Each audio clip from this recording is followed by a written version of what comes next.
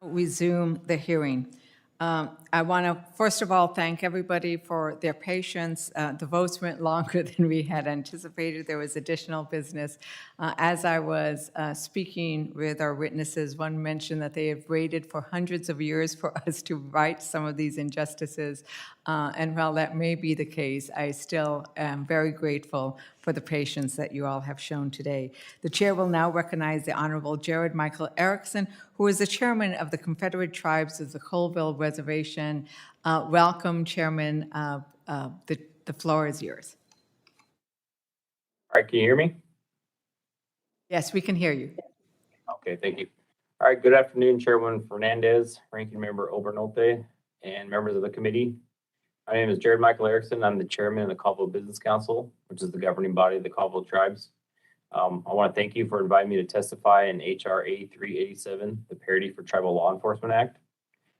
First, I'd like to thank Congressman Newhouse for introducing this bill and for participating in today's hearing. Half the Colville Reservation is within Congressman Newhouse's district, and we appreciate his interest in tribal law enforcement and the crisis of missing and murdered Indigenous women. Colville Tribe strongly supports H.R. 387 and urges the committee to approve it quickly. As I mentioned in my written statement, on any given shift, the Colville Police Department has an average of only 3 officers on duty to patrol the entire 2,275 square miles of the Colville Reservation. This means that an officer's backup is at least 30 minutes away by car at any given time, though usually longer. We currently have 9 tribal officer vacancies out of our 30 police officer department, which means we are operating at 2/3 capacity. This high vacancy rate is mostly due to our challenges recruiting and retaining police officers and the inability of the Colville Tribes or other similarly situated Indian tribes, to provide benefits that are competitive with those offered by the state and local police departments. Because of this, we have an ongoing pattern of recruiting and training officers only to see them leave for jobs with neighboring towns and municipalities that offer more attractive benefits. This is a similar story throughout all of Indian country. Colville PD officers not only enforce tribal laws and state laws through cross-deputization agreements, they also enforce federal laws. Our officers possess special law enforcement commissions, or SLECs. SLECs are agreements with the BIA that authorize the tribal officers to enforce violations of federal laws. Neither Colville PD officers nor any other tribal law enforcement officers that possess SLECs receive any additional compensation from the BIA for undertaking those duties.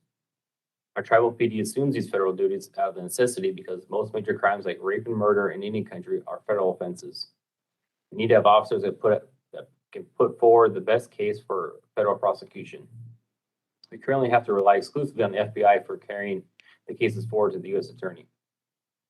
So we really have no choice but to enforce federal laws ourselves to protect our citizens and our community. H.R. 387 would allow tribal law enforcement officers to be considered federal enforcement officers for purposes of certain federal laws, including for federal pension and retirement benefits. For Colville Tribes, allowing our tribal law enforcement officers to begin accruing pension and retirement benefits would have immediate benefits. It would provide a more attractive benefit package to would-be officers and would help us keep officers that Colville Tribe PD trains from leaving for other jurisdictions. It would also open the door for tribes to attract law enforcement officers that may be employed by the federal government but may wish to work for an Indian tribe without losing their benefits. It would also make working for Indian tribes an option for those federal law enforcement officers that have reached the federal mandatory retirement age of 57 but desire to continue working as a law enforcement officer for a few more years.